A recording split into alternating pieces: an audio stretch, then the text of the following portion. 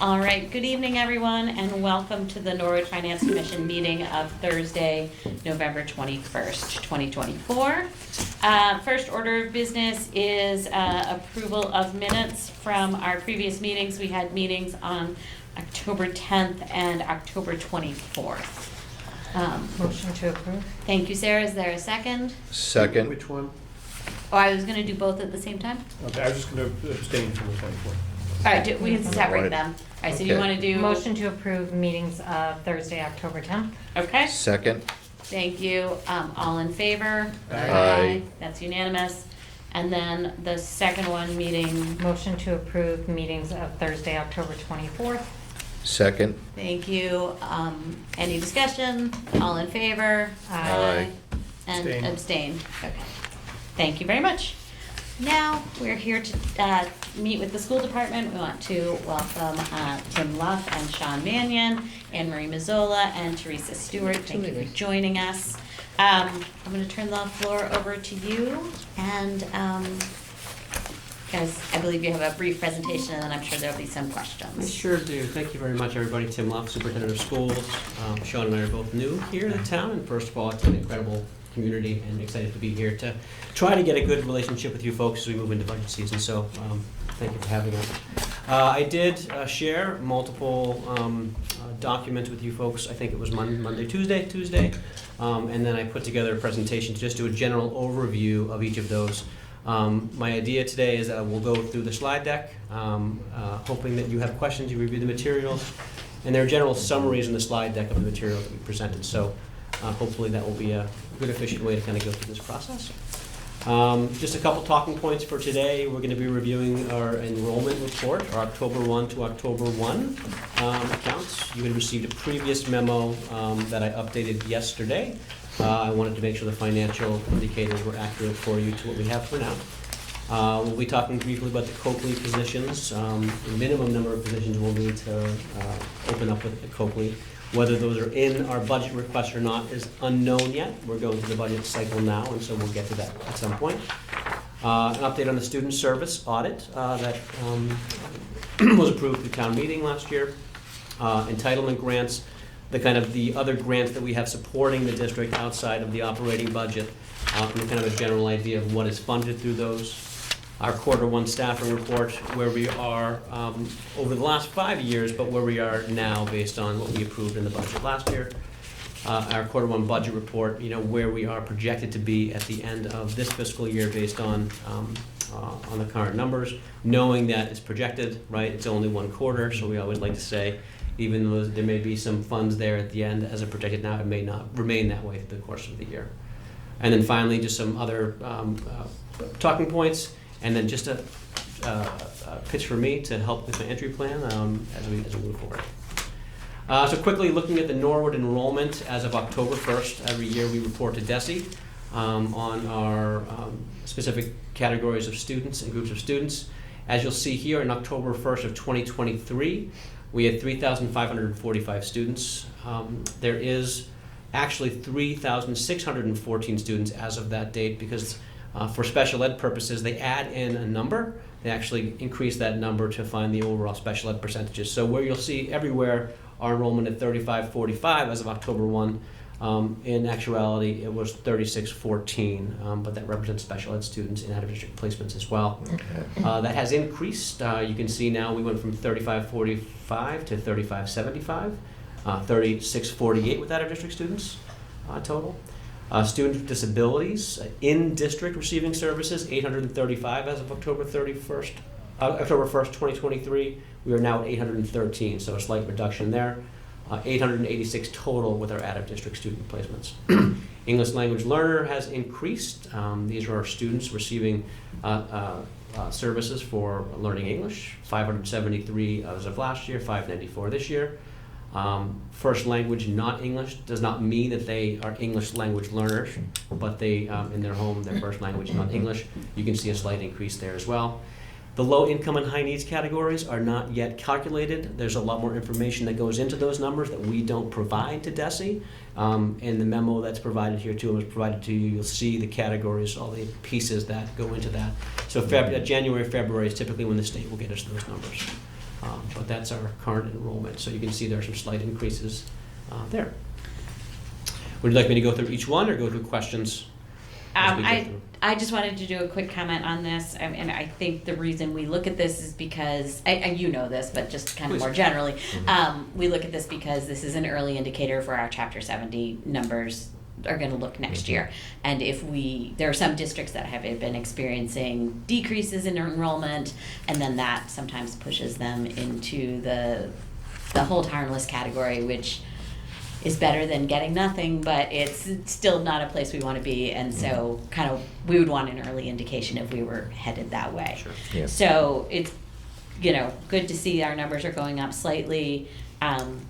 It's good to see that our students with disabilities are coming down. That actually won't impact our Chapter 70 number. The state, when they figure out Chapter 70, they don't actually count how many students you have on IEPs. They just assume a percentage, and that's how they do their formula. So the actual number that we're servicing doesn't matter for Chapter 70 purposes. I appreciate it being in the report. Not saying I didn't want to know, Yep. but just Sure. like when people are looking at this, are they thinking like, oh, does that mean that's going to bring down our Chapter 70? No. The other big factor, but I think the students learning English does factor in, right? Well, there are some calculations depending on the student disabilities that are in there based on the amount of Chapter 70 that you do get. So for example, if you have significant numbers of services in school, for example, there are some incremental factors in there that can impact the funding source. So Yeah. the difference here is minimal, so you won't see any major changes there. But out-of-district students, for example, right, with could impact based on circuit breaker numbers, all those Right. kind of things. So, Yeah. but it's good to see the numbers Yeah. somewhat Yeah. reduced. Couple of questions, if I could. Just on enrollment, have you noticed any trends? I mean, is it, more, you see in the lower grades and higher grades, or is it spread throughout the district? I think it's rather spread throughout the district. I would have to get a better feel for that Yeah. based on that question. Yeah. Right now, we've been looking at so many enrollment numbers with the elementary just for the Yeah. project, and Yeah. the district thing, it's pretty well in my head, but I can get you more information. on Yeah, that. but it's not like, you get, 30 new kids in the second grade as an example. I haven't felt that. Yeah, I feel like it's okay. pretty steady everywhere. And in terms of some of the percentages that we see on some of these categories, you know how they compare to any of our peer communities? I'd have to do a look at that. There's actually a great dashboard on DESE's website Okay. called the DART, where you can actually look at comparisons Okay. and actually look at that very clearly. And these categories will come right up. These Yeah. are the major ones here, and you can see that. Okay, good, thank you. Yeah. Great, thank you. So we have the opening of Copeland Middle School coming up. You have seen varied ideas of what positions might be necessary to do it. You've seen up to 17.85. You've seen as low as 12. What I'm sharing with you here is just a very preliminary number of, right now, of what I believe we need to open Copley in a way that is best for kids and to support what the town did for, providing a whole new building, right? There are positions on the side here, from special education to administration to world language to art to music to wellness to guidance. All things working with the principal that we feel are necessary right now. So that total number is 8 at this moment. Whether these are funded through a budget request on the operating or funded through transitions and transfers as we go through the budget cycle this year, I don't know yet. It could be more, it could be less. It's unknown. We have a transition team that's working together to really look at the positions. Some ideas on how we provide music and fine arts, right? There were some promises made about how we would do that. So we're looking at all those pieces as we move forward. But these are the current positions that we're looking at to at least kick off and get started in the budget season. But I wanted you to know that we're at 8 right now. You've seen 17.85, you've seen 12. So, and I want to make sure we're being careful with the amount of funds that are coming, right, to support the school, but also open up a school that is what we promised the community. So our student service audit, one change here since I presented this to you today. We are happy and pleased and thankful that the community supported a student service audit and funds up to $100,000 to do that. We did receive a response to our request from Academic Discoveries that we found as most advantageous. They will do an audit of all of our student services. So when I say student services, special education, guidance, ELL, psychological services, all those pieces, they'll look at programming needs, how we structure our programs, how we're staffing our programs, and to give us recommendations on how to best move forward. We will have recommendations from that audit in May. I think originally I had said March this morning when I put this together, but that will be in May. We are currently in contract negotiation process with them to finalize that. The total cost of that, Sean, was? I think their proposal was a maximum of 92,000. So, Yeah. Yeah. Yeah. So, really happy that it came in the way it did. Really happy that we have someone that will do the entire thing. The first try, we got 0 responses, so this was really good. We had 3 incredible proposals, some that just focused on special ed, some that focused on the whole gamut, but this one was the most advantageous. Okay, when the original proposal went out, I mean, it was my understanding that you didn't get any bids because people were concerned about the price. Okay, the amount of money which was available to fund the study, and to put it out again, you'd have to make some major changes in scope. Now, was anything significant taken out from the previous proposal? No, to be clear, it was nothing to do with the money as far as I've heard. I hadn't heard that. This is the first I've heard anyone say That's that. what I was told. What I gathered is we called it a student service audit. Yeah, And when you call something an audit, people think it's financial. okay. So that may have been where the financial thing is coming up in your mind, but once we label it as a program review Okay. audit, people then said, oh, it's a program review, it's not a financial audit. Okay. So then we got takers. All right, because what I was told from the previous administration is that the scope was just a little bit too broad, and people didn't feel comfortable bidding on that scope, given the amount of money which is available to fund that scope. There were a lot of questions about whether or not any specific agency could serve and do that entire function. And ideas that it would be easier if we could have broken it apart into pieces. Okay. But If we the- hadn't got any, this was for me too. Yeah. So if we hadn't got any takers, we Yeah. probably would have proposed different facets of Yeah. it for different agencies. Yeah, but the important thing is you're comfortable with both the scope and you're comfortable with the choice that you made to do the 100%. study. Okay, 100%. good, We didn't change excellent. anything but the name, program. Good, okay, it's all that matters. So if you get recommendations in May, when would you be looking to implement them? That So. following year or the year after that? Both, right? I mean, so this is gonna be probably a long-term fix, right? You know, and I'm not saying that anything's broken, because I'm still reviewing things myself, and I wanna be clear that to our special educators and to our student service providers, that we have a lot of really good things going on. There will be some modifications going into next year, I'm not sure what those will be yet. This is not the only audit in town, right? So I'll be looking at special ed services, I'll be looking at those pieces myself too, in the budget process to make sure we have appropriate staffing for next year. I think the big bang for our buck here is gonna come when we change to K through 4 elementary schools. And we'll be able to place programs in schools in an appropriate way, in an efficient way, but that serves kids the best ways. So Okay, good. it should be a long-term change. I want to just echo what you said, that like I was a big advocate for this, for doing a study, but it wasn't because I thought something was broken. It was because I think that for years we have been telling people that, that there are drivers in our budget that are beyond our control, and students we need to provide services for, and that costs money, and that's absolutely true. But I think town meeting members have had good reason to say, like, okay, how do we know this for sure? Like, I'm not calling anybody a liar. It's a trust but verify kind of thing, right? Like, what else? We have some great people who have been doing this way for a number of years. Is there a better way? And I think that having an independent voice that can then report back and that town meeting will know about, I think is going to be beneficial all around. Can I have one thing? Mm-hmm. So having been someone who advocated very hard for this, thank you for your support. But really looking at this from the beginning of why we needed it, and then being on the group that helped write the RFP, which Sarah was as well, and then on the group in the spring who was very bummed out that we didn't get any responses, and then again this fall being a part with Sean and Tim and Sarah, Hugh Galligan and myself, looking at the 3 that we did get. I'm really, really excited about moving forward. And I think Academic Discoveries is going to be amazing. And that question of, are we asking for too much? Maybe. However, we found somebody who wants to jump in and do it. And I'm super excited about that. And, you know, we talk a lot in the past couple budget cycles about not only, you know, our high needs kids and our out of district kids, but all those other tiers that you've heard, like Dr. Taylor, Dr. Thompson, Lori Semino talk a lot about. And this review is going to help us get at all those tiers for all of our kids, that big picture student services. So Okay. I think it's going to be really positive. Good. Now, are you going to have periodic progress reports before the school committee? We are. So that was another thing we really liked about this. Am I allowed to talk about it? Please. Well, you're still in contract negotiations? Yeah, Okay. Before once I it's- say yeah, things that I'm it's not public. supposed to.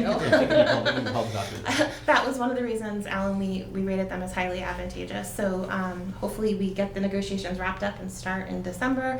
But there's going to be like regular meetings with many different stakeholders. Yeah. There's going to be reports throughout, so we're not going to have to wait until May. We're going to get things throughout. There will be written reports. There will be reports to the school committee, both written and verbal. Yeah. Well, again, it sounds like a very thorough process as well as a very open process. So when everything is said and done, I think it goes to Maya's point also, is that if things are out in the open, they are what they are, you know? And that's very important to us, I think, as a Yeah. school committee. Like, we wanted that transparency, and, you know, all 5 of us who rated these proposals felt Good. very comfortable with this And company. I think it's also important to say that it could come out and say that, yeah, we could do different things to be more efficient, but it could also say that you need to do more for students in the district, right? Absolutely. So it could Yeah. go either Right, way. Yeah. yeah. Yeah. Go either way.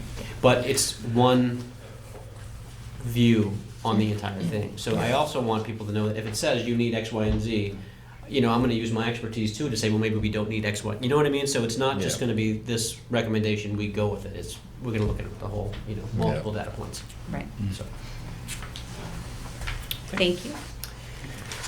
All right, so the next one is grant reports, and I'll review this really quick, Sean, maybe just questions. But we have a significant amount of entitlement grants that we have within the district that support our budget outside of the operating. And what I've done here, and there's a very detailed memo in the packet that you have that really talks about what's in there, but the grants support things like staffing and professional development, material, transportation, summer programming, stipends, some out-of-district tuition even. And you'll see the grants that are here. I tried to kind of put them into categories for you to see easy. ESSER 3, which is going to be over this year. This was really COVID relief funding, right? It's about $305,772 that we had for this fiscal year. Title I, which supports some of our, some kind of a low-income things, supports some reading services for kids mostly, $484,000. Title IIA, which I believe is professional development, it's about $82,000. Title III, which supports some of our English language learners, is about $90,000. Correct me if I'm wrong, if I go through this, anyone. Title IV is our what? Which one's the title Professional IV? development, technology. Community and technology. Yeah, family engagement. We have some family engagement professionals that help engage kids with schools. IDEA, which are special ed entitlement grants. There are 2 here. One is for our age 5 to 21, 22, and the other ones are preschool 3 to 5. Those are very large entitlement grants or paraprofessional support, some of the tuition we talked about. Investigating history is a social studies curriculum that we're bringing in, $13,250. McKinney-Vento, which is a grant that we get every year from the federal government to support some of our homeless students at $40,000. And there's been some emergency state homeless grants as well that you've seen on the radar. One for $328,000 for 11, the other one for $69,000. Supports transportation, but as well as some emergency housing for some of our newcomers that have come in. So those are the grants where we were working on them. And in the memo, it talks about what we're spending on them and how they'll be spent. Yeah, I mean, I know that ESSER expires, you know, at a certain point, but are these other grants on a yearly basis generally renewable?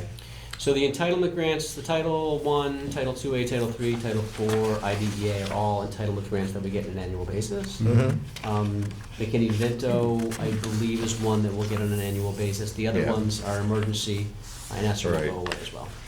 Okay. Yeah, and those large entitlement grants are actually on like a 27-month federal scale, so you can spend them down over almost a 2-year period. Okay. Gives you a pretty long runway to make sure that you use up all the funds. Okay, good. Is the McKinney-Vento, is that enough? Or can we get more somehow? That's the competitive grant. Can we, Oh, that's can the we get competitive- more? This is a That's the competitive grant. grant Thank that you. they wrote, that's it's gonna be used for family liaisons and things like that. There's also, quite a bit of funding for McKinney-Vento. There's also a transportation reimbursement for McKinney-Vento That's that what I comes from the thought, state. yeah. And then the two below that, those are for the students that are in the shelters. We get reimbursed one of those at $104 a day for the students that attend Norwood that are in the shelters. Okay, And then there's some transportation there as well, because we have to share in the cost when some of the homeless students go to other districts as well. Right. Like there's a portion of the students in the shelter that go to North Attleboro, and so Right. we get reimbursed for some of that transportation too. Okay. all right, thank you. So that's on top of traditional McKinney-Vento? This is all on top of the Okay. traditional Okay. McKinney-Vento, which is homeless transportation. And But I which compared to the- go ahead. which I remember, I do remember though from previous conversations with Karen and Sharon, and that number that we were getting reimbursed from McKinney-Vento transportation didn't even Doesn't- touch Right. what we were actually spending in Yeah. Right. that Right. district Yeah, transportation. And if because you- they were going in all sorts of different directions, Right. Yeah, right? the distances that we were required to, with the even small number of students was far outweighed what we were getting reimbursed. There's some significant rights in the transportation piece. So you have to split transportation costs, right? Regardless, if students come in, they have an entitlement to their school of origin. So if they leave, they have an entitlement to the school of origin, much as the last school district they were enrolled in, really. So we have to do that for the year. And longer, as long as they remain homeless.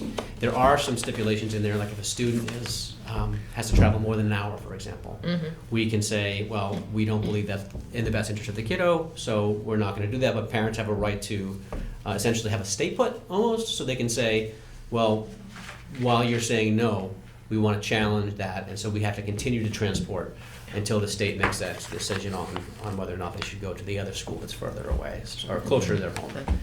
So we'll do everything we can to bring as much finance as we can while giving the kids what they need to. I just wanted to bring that up because the way I think it sounded was like, oh yeah, we're getting a lot of reimbursement from McKinney-Vento. It's like, It's not enough to No. support. It's No. not.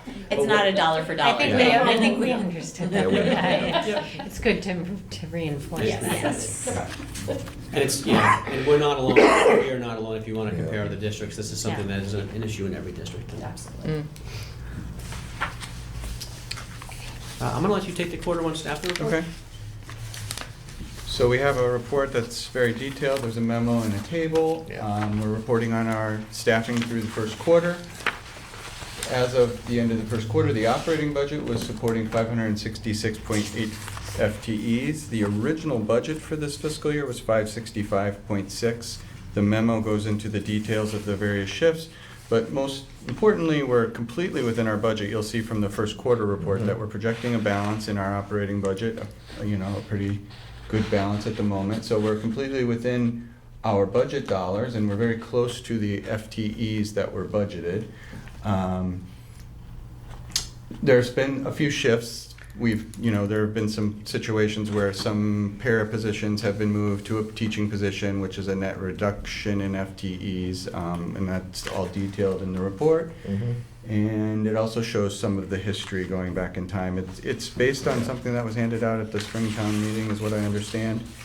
And happy to answer any questions if you want to get into it. I mean, this is something historically that the FinCom has gotten in the fall.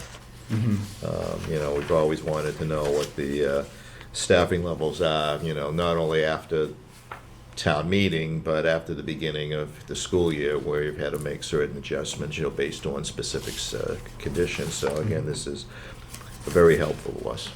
So, thank you. And just know that every time we make any shifts, right, Yeah. 2.7 paras per teacher, for example, we are tracking benefit packages, so we are not going over what was allocated. That's very important, I think, to the town Yeah. and to you all as well. Yeah. Yeah, absolutely.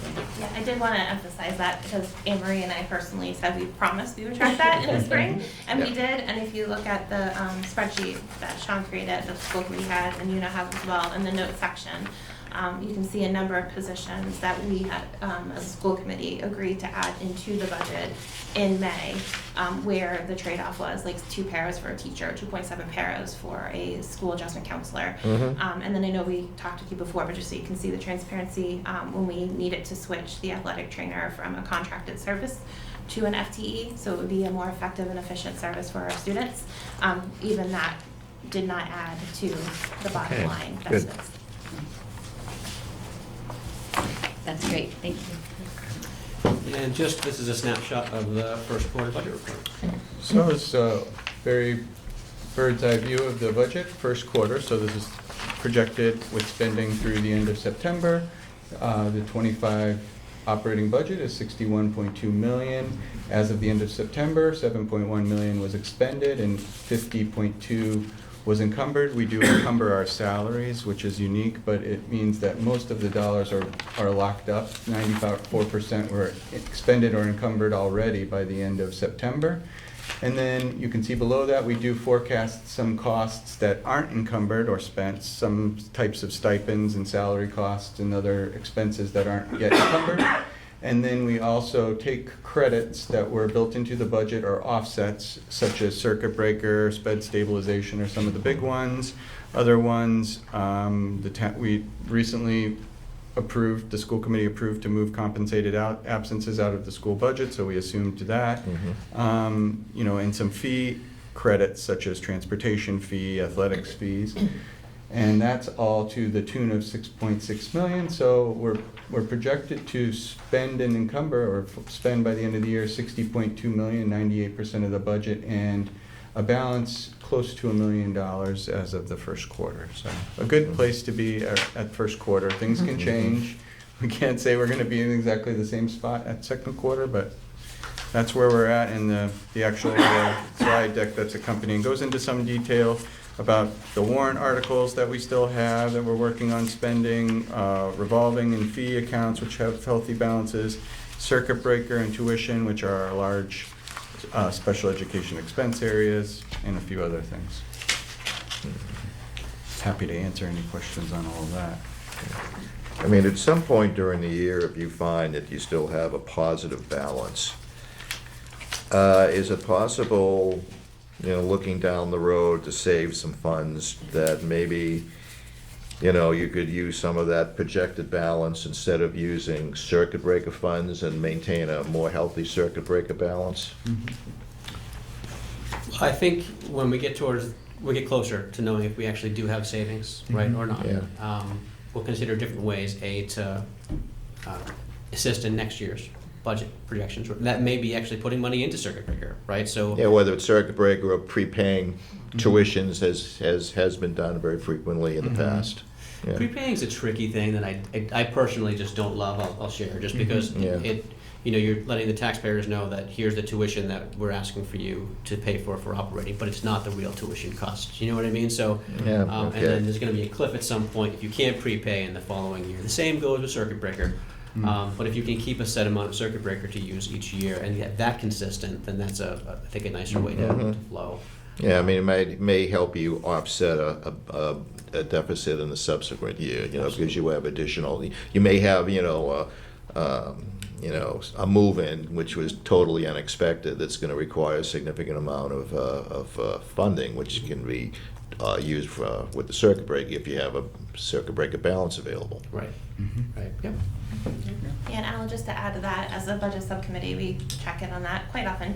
And we've also been expressing wanting to watch the Special Education Reserve Fund as well. Because right now there's an offset of $550,000 for FY25, but if we don't have to touch that, we would like to keep it. And also if we're able to put more money in, that is something on the school committee's radar Okay. as well. All right. I did want to ask about the extended day revolving fund. Oh, that's on my other I list. was Oh, gonna okay. ask, I was gonna You ask can that. hit it now if you want. Oh, Sean just mentioned revolving funds, Please. so I Yeah. was like, oh. We've been reporting on it consistently from when I started, and the balance is pretty steady. I even checked it recently at 683,000 basically. And we're assuming that that's what's going to be returned, and then at some point that's going to go back. There was a warrant article for 400,000 to set up the new Right, the revolving. town And one. at some Right. point, the understanding is that difference to get up to the 682 will go to that program. The idea and the hope is that all the money will be returned to go towards extended day programming, and, you know, in conversations with Mr. Mizuko, that is our understanding. So if we're using whole numbers, just to make it easy, if you guys have roughly $600,000 left over and we put 400,000 already in the new account, then what the idea would be is that maybe in the spring, we would ask town meeting to put another $200,000 in the town revolving fund for the town version of extended day, and then the $600,000 that was left over in the school fund at the end of the year would roll into free cash Yes. the following year. That's So correct. it's all Yeah. a wash. Yeah. Exactly. Yeah. That's correct. Yeah. Yeah, and Maya, we as a school committee have signed an MOA with the town that that's what would happen. Okay, good. We were under the impression it would happen at fall town meeting, but I guess timelines of when things closed out and when warrants were due, it didn't happen. So it's no longer under the authority of the school committee because our revolving account is closed. But if I could ask all of you to make sure that that happens in the May town meeting, that would be wonderful. Yeah. Okay. Yeah. Okay, thank Yeah, and you. you can see that balance on one of these sheets Yeah, in I the saw first it in quarter. the It's report, on- yeah. But Yep. school committee's actually fine with us not reporting on that anymore because it's not really a school revolving, so you may not see Right. it in a future report. Yeah. Just Thank you. some other topics. This is more just an FYI. The town and the school administrative staff are working on conversations about both Mass Health and Chapter 70, and if there are any ways to better go about allocations and how we look at those things. Mass Health, just so you know, there are opportunities for revenue that can come for medically related services that are provided in school. We are not currently using all of our resources to bring those funds in. So there are options for more revenue that we could possibly receive for those. I'm thinking about things like occupational therapy services, physical therapy services, speech and language services in schools. We do bill currently for nursing services and an overall administrative cost. So conversations about developing some kind of a revolving account or something similar to be able to support some of those staff members that we can use to pay them. So we're having those conversations with the town now. And Chapter 70 discussions, how can we, as a team, entirely work towards making sure that, you know, the funding that's coming in for school-related needs is being appropriated in a way that is for schools, but also as a whole, that we're, you know, being supported by the town as we have been, and we're supporting the town for things that they need as well. So just more so to probably have the look better, you know what I mean, in terms of how we're working together on those things. There's also a budget calendar that's linked here, and just we are deep into our cost center meetings right now. So Sean and I have probably done about 15 cost center meetings with managers on a level service budget, what we would need to function in the way that we're functioning now, but also what folks would want for improvements, right, to make our schools better. And we'll present both two budgets at some point in preliminary style to the school committee, and then we'll bring that back to you as well in forms of cost center reviews with some of our managers, like our curriculum managers and our personnel, transportation, student services. So you'll see the detail of what are going into that preliminary budget. And we're hoping to have our town partners, specifically Mr. Mizuko, know exactly what we're looking at for preliminary budget too, because I want to bring you something that is collaborative before it gets here. And the last thing was the extended day balance, which we already discussed. Finally, this is a pitch to anybody watching this. If you take a picture of this QR code on your phone or go to this link, It will bring you to an entry plan of questions that I'm asking of all the community members, staff, students, parents, constituents, boards. Some of you have met with personally already, and I'm happy to meet anybody personally to answer these questions for me. But this will really help facilitate what I'm doing as a finding of entry, in which will help us develop our next strategic plan for the school district. So really happy to have any support for that this week. We'll take any other questions that you folks have about anything. Something I want to bring up after everybody else is done, but no, not really. I wanted related to the go schools. last, but. I have a question. So, Okay. transportation costs. So we're moving the 5th grades to the middle school, and then the following year, we're going to bring the kindergartners back and redistrict everything. We have a sense of what that means in terms of transportation costs. We do. So adding the 5th grade will require an additional 2 buses. We are currently going out to bid, or about to anyway, on the bus contract. We anticipate probably a 10 to 15% increase just based on that, on transportation costs. That would include 2 additional buses. Okay. So that'll be built into the budget as we move forward. Those 2 additional buses will be all that we need to implement the elementary redistricting that we're doing in the following year. So the elementary redistricting will not cost any additional regular ed transportation costs. We will analyze the special ed transportation costs for that 26, 27 year once we know where the programs will be and all those kind of things. But for this fiscal year, for the next fiscal cycle, you'll just see the transportation bid increases based on the 2 additional buses. And what everyone is getting is typically a 10% right now, it seems like. So 2 additional buses in the contracted general busing. Yep. But in special ed, it sounds like it's too early to tell whether you need additional vehicles, additional drivers. Okay. correct. And then the building costs for the new school, that's obviously in the facilities budget, right? In terms of custodians, utility costs. There will have to be some additional custodians, but that will be in the facilities budget. I believe it's 2+. It's at least 2, Paul said. Yeah. That was something I wanted to ask, if I could, to both Maya and you, Alan, because I don't know where this conversation should happen, if it's with FinCom, if it's with MSBC, if it's BBC. Not only the custodian facilities question that you're asking, Eric, but also just any money for the project now that we're being reimbursed at a higher rate. A couple months ago, when did Brian Jarvis come back on the project? Like over the summer?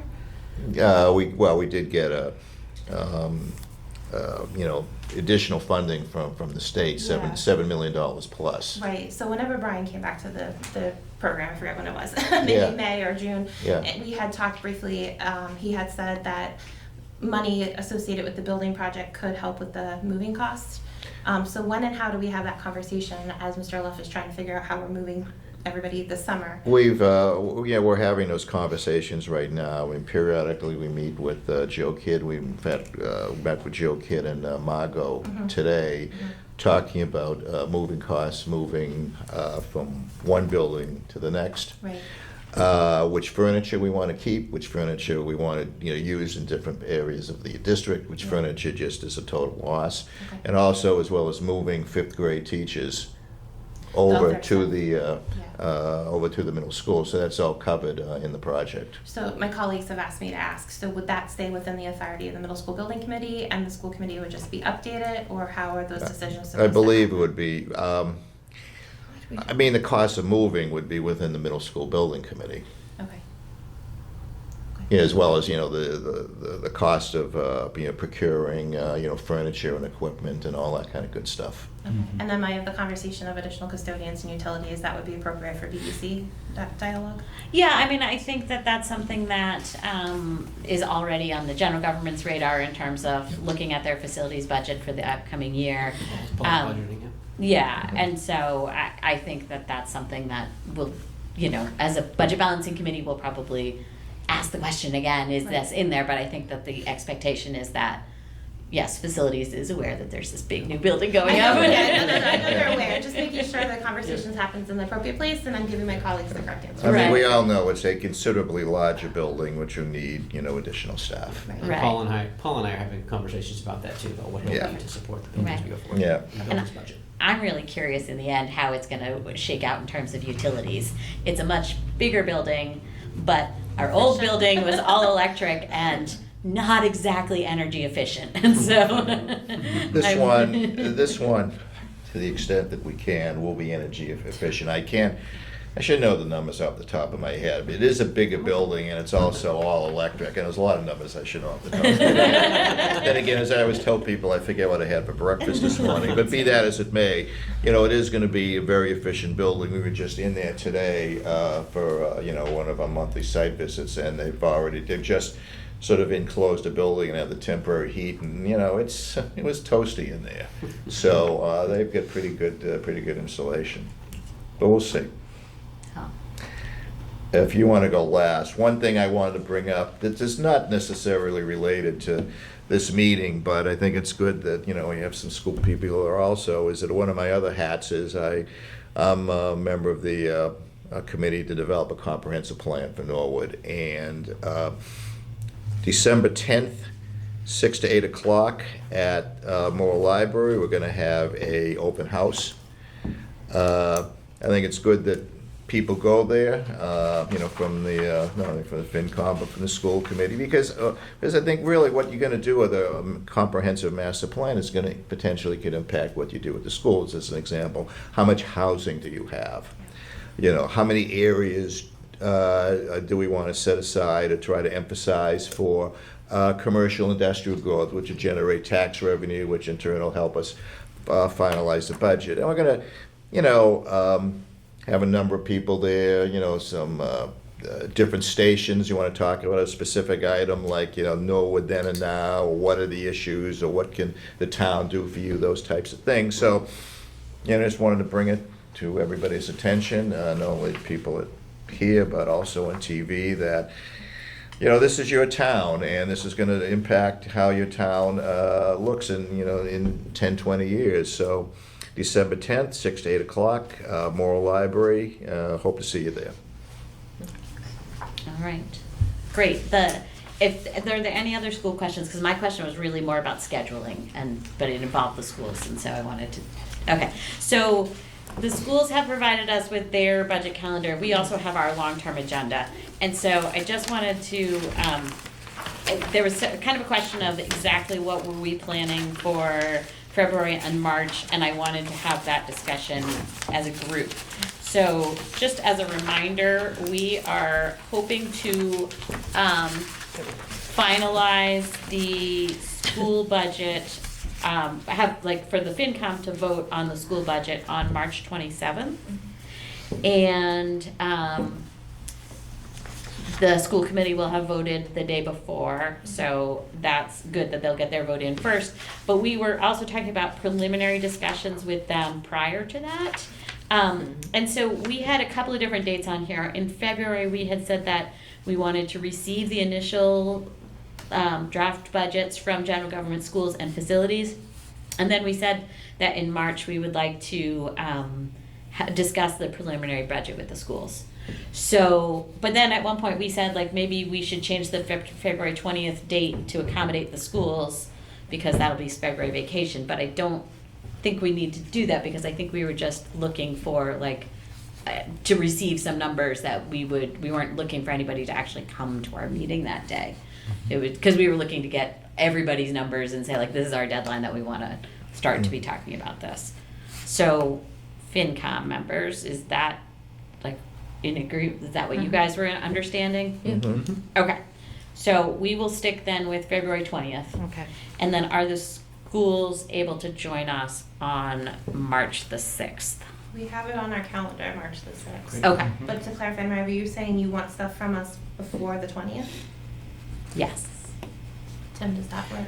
I think the idea was that we were going to try to provide you with some of those department cost center reviews. So the idea was we would have technology and instruction actually come see you in early February to give you the detail that way. Mm-hmm. To us or to FinCom? I think it was to both. So to you, Budget Subcommittee on the 22nd and the 29th. Yep. Actually, the 8th, 12th, 15th, the 22nd, the 29th. Yeah. And then we were going to come to you. We don't actually have to. We can probably get that information together for you, so you have that by the 20th Yeah. without the Okay. presentations. Yeah. We're Yep. not because Yeah, I wouldn't do the cost center reviews are not directly for you guys, right? So it would be an overall budget by the 20. We can. Yeah, just a Yeah. preliminary, like, you know, but by that point, I think budget balancing will probably Yeah. have kind of settled on, like, we think that we could support this kind of a target number, and then maybe there's still some negotiations going on, but Yeah. Yeah. that would be what we'd be looking for. That'd be fine. I mean, just the idea that we wouldn't be able to be here to support, those things. Yeah. Right, I don't think it's really a discuss the budgets. I think it was like our goal of when we would start to receive that, and then, because we can't review general government facilities and schools and talk about Q2 and talk about budget balancing discussions all in one night. That was never the intention. You don't want to meet till midnight? No, we aren't the school We're not committee. the school committee. I would say we are Thank pros you. at this. Perhaps one of the reasons you left us. So we have school committee on the 5th and the 12th of February, and on the 12th, we're reviewing, including some potential reductions or cuts if we need to. But that's also the agenda item for March 5th. So if we're like still in process, can we give to you what the school committee saw on the 12th? Yeah, Okay. yeah, absolutely. That's what we'll do. Right, And then if there's changes, we'll bring it to you on the 6th. right, Okay. yeah, Good. yeah. Okay, everybody on the same page? All right, great. Well, thank you so much for joining us. We really Thank you. appreciate it. Thank you If I could very say much. one more super quick thing. Yeah. Just thank you to the FinCom for supporting in the last budget cycle when the school committee raised that we thought the Human Resources Department needed additional personnel. And through the BBC process and also FinCom that was supported. And we had a presentation from Lisa at our last meeting, We did. right? Which was fabulous. And there's been a lot of progress and efficiencies found within that department, and I'm very appreciative of it. So thank you for your support in that Okay. additional FTE. Great. You don't Thank want to you. know how long ago I started asking I'm for sure. that. That's been really, really good. When I was on the Personal board. personnel board, yeah. Yes. Thank you. For anybody out there, Thank you. if they want to go see Midsummer Night's Dream, tonight 7, tomorrow night 7, Saturday 7, and then Sunday at 2 at the high school. Nice, okay. Enjoy it. Right. Shameless plug. Good? Thank you. Okay, Thank great. you. Good night. Thanks, guys. All right. You don't want to stay? I'll stick around. All right, let me get myself reorganized again. Somewhere in this pile I have our agenda. Okay. Got it? All Yep. right. So the next item on our agenda is a Q1 financial report. So Molly Ahern, thank you for joining us. Sure thing. As you, I think all know, Jeff O'Neill is traveling and for work and will be available hopefully for our next meeting. But Molly, thank you for coming. So can you give us an overview of how things are looking in the first quarter of FY25? Yes, I can. So I believe everyone received the packet from Jeff, which everyone has. So I'll start with the memo. There's a memo and 2 reports. So we'll start with the memo. Like Maya have said, this is our first quarter review. We'll start with revenue. At the end of September, the full year revenue projects to be slightly ahead of budget. The 2 particular areas that were outlined in the memo are investment earnings, which remain strong, of course supported by the interest income from Copley, which is gradually decreasing each month as we're paying the bills. The second item would be building permits, which has been a major revenue source. These have not been as strong as in previous years, but that was anticipated and has been addressed during the budget process. Moving over to expenses, as of the end of September, there are no concerns regarding expenses. I'd like to note that on the attached reports, departments have encumbered amounts for obligations during the fiscal year, which is reflected in the % used column. And another item that is highlighted is that health insurance expenses are slightly below budget due to vacancies across both town and school. Okay. So we can move over to the local Do you receipts. happen to know how many vacancies there are? Do not have that number, Yeah. no. We can get it for you though. No, I just, Sean, there are still several vacancies on the school side of things, right? Yeah, we reported on that in the staffing report. I think we have quite a, we have. Yeah, I don't remember the number, but I do remember it was in there. Well, as of the end of September, we were still showing 18 positions roughly. Okay. But I'd have to get the more current numbers to see what's been filled in that. Yeah. that time. Okay.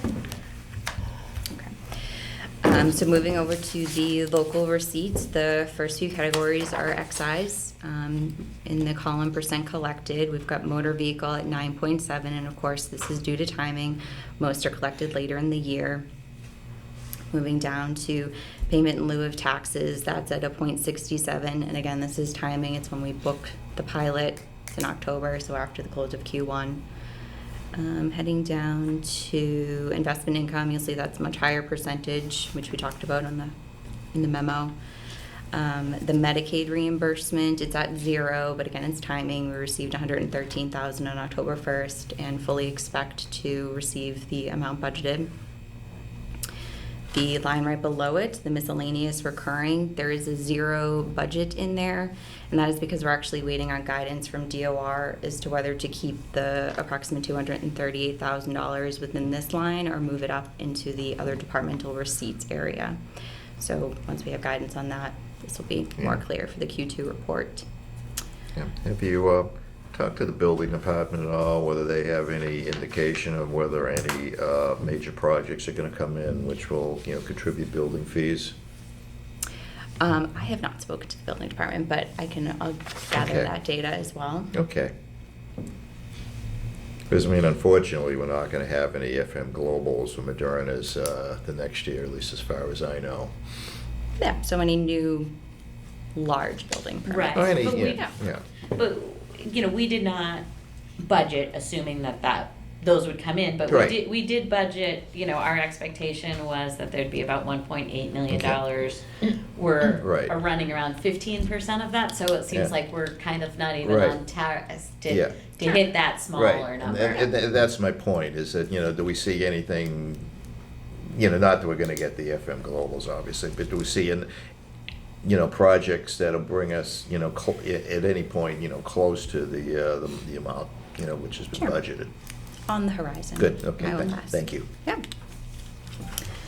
Heading back down into the other revenue sources here, a lot of it is timing. You see the 0% for the offsets from water and sewer, and that's because we are waiting until there's ample balance in that fund to book the indirects. So Okay. it did not occur in Q1, which is what Good. this report's for. But it looks like on the big one, which is real estate and personal property tax, we're almost exactly at 25%. Exactly, yeah.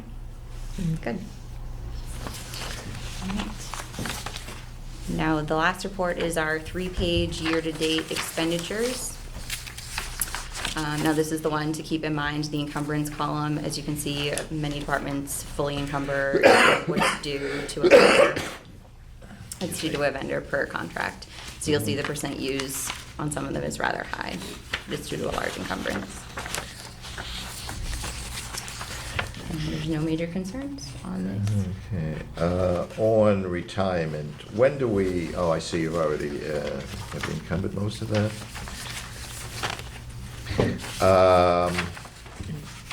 All right, never mind, I read the wrong call, never mind. Sure. No?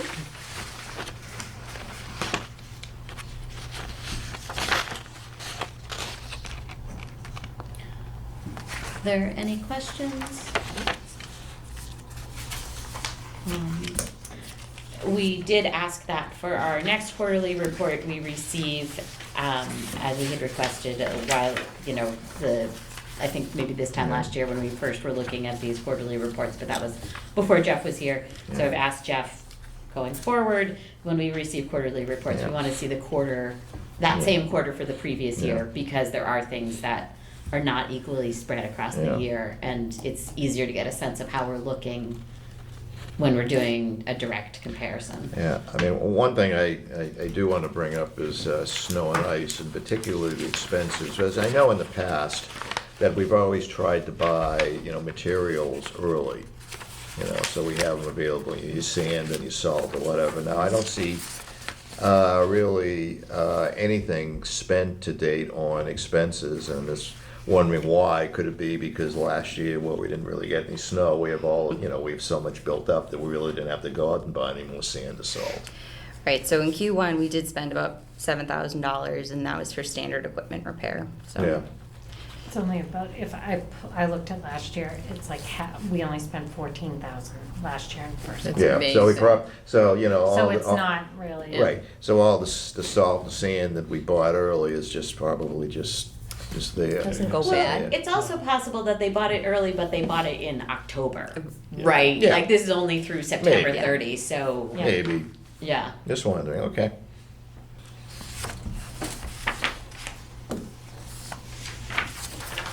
Hard to believe that we're thinking about snow right now because it's been so unseasonably warm. There is gonna be a little snow in northern New England Yes. with these storms, so. Where it belongs. Yeah. Yeah, Out my skis. Yep. He's got one. So I did stop my snow blower, it still starts. Well, that's good. Actually, I think. That reminds me, that's on my list of things to deal with. Down south and. Well, thank you, Mom. Your snow. Yes, thank you. Okay, yeah, good, like thank it. you. One other thing we had originally said we were gonna talk about tonight was the, kind of to dive a little bit deeper into what we are recommending for the FY '26 budget for local receipts, but, we postponed that to next time so that Jeff can be here for that discussion. All right.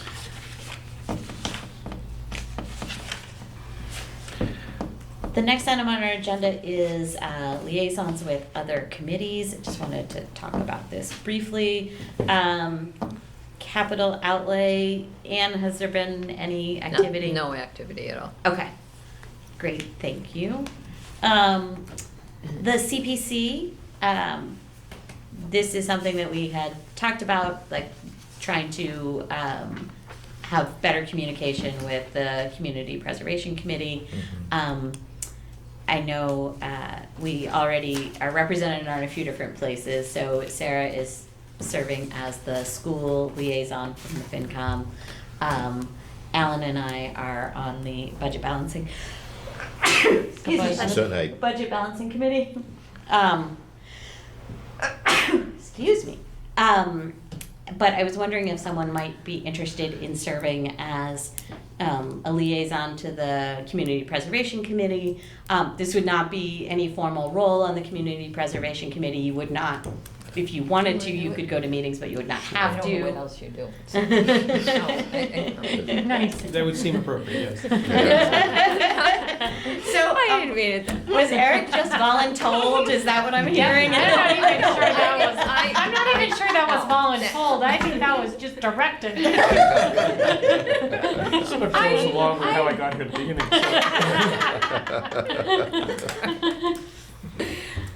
So, for all of you, but I guess maybe Eric in particular, Sorry. it would be just kind of a question of trying to follow along with what's going on with CPC, Keep track just of so what that they're we doing, don't yeah.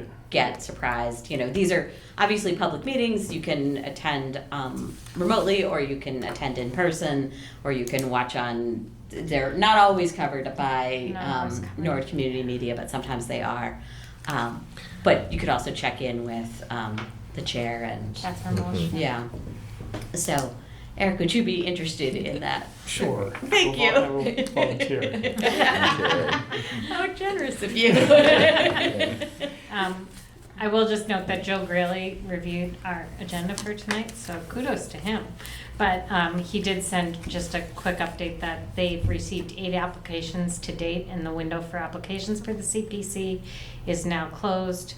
There are 4 more applications that they're just waiting on, but they've conceptually accepted those applications as well. They're just waiting for signatures on those. So they're going to talk about the projects under consideration at their December 11th meeting. Okay. So I'll forward this email to you, Eric, so that you have it, and I'll copy Joe if you like. I'll connect you and Joe. And then after the December 11th meeting, December 11th meeting, they intended to provide a summary and copies of all the projects to the FinCom. So that way it's on their radar as well, so I think it's a good way to start off. Okay. But I'll forward this and copy everybody who was on this email, because it was Catherine Walsh and Kristen Phelps, who obviously is the town hall Mhm. Person, yep. Okay, connection, so, Thank you. you're welcome. thanks. That goes. All right, let's look at our long-term agenda. We've already kind of talked about it a little bit. So I think we are keeping our meeting on February 20th. We don't need to change the date of that one. Okay.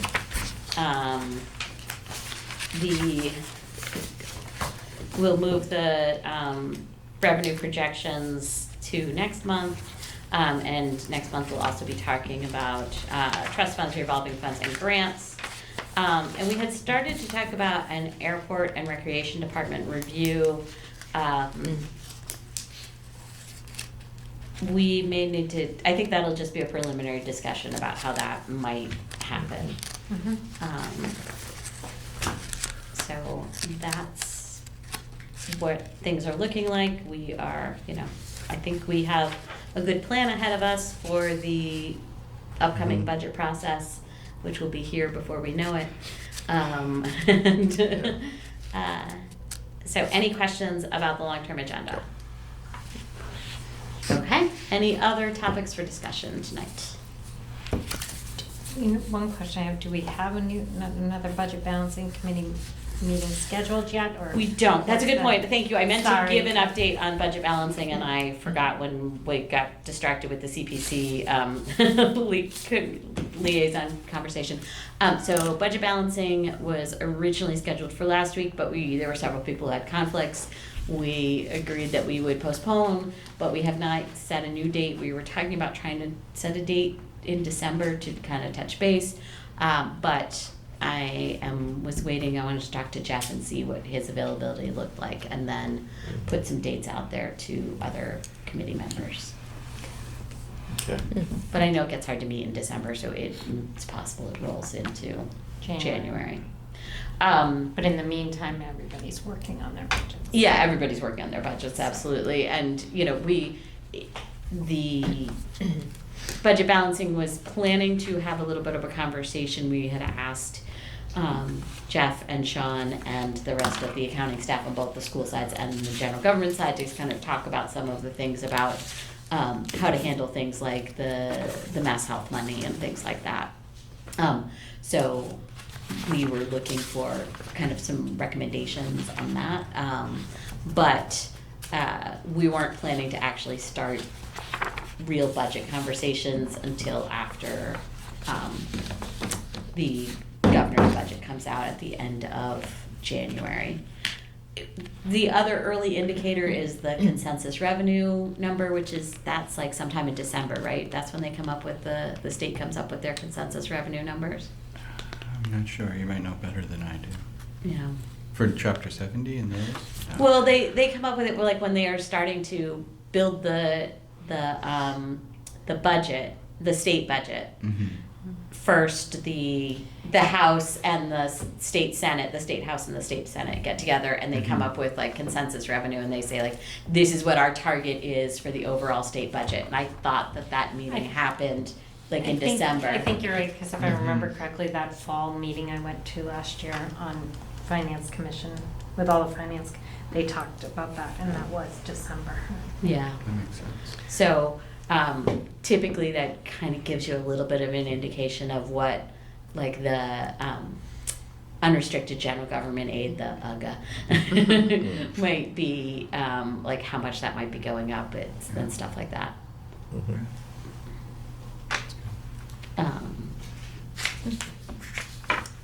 All right. I don't think we had any particular action items from this meeting. Nope, I'll send the email I'll connect Eric to Joe personally. Yes, that'd be Thank great. you. That's it. All right, so I'll entertain a motion to adjourn. So moved. Thank you. Seconded. Thank you, Sarah. All in favor? Aye. Unanimous. Thank you very much.